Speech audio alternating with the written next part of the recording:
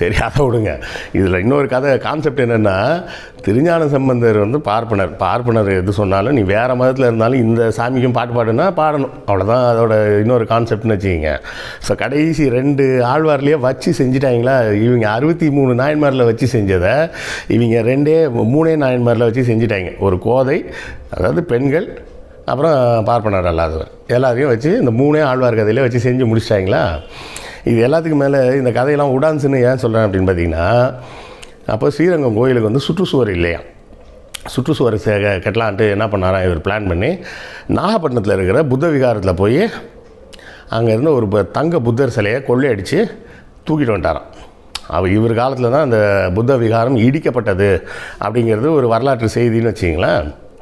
அங்கே இருக்க தங்க புத்தர் சிலையை தூக்கிட்டு வந்து அதை உருக்கி அந்த கிடைச்ச பொண்ணை வச்சு தான் ஸ்ரீரங்கம் சுற்றுச்சுவரை இவர் கட்டினார் அப்படின்னு அந்த கதையிலேயே வரும். இதில் இப்போ இந்த எத்தனை ஓட்டம் இருக்குது பாருங்கள். நந்திவர்மன் காலத்தில்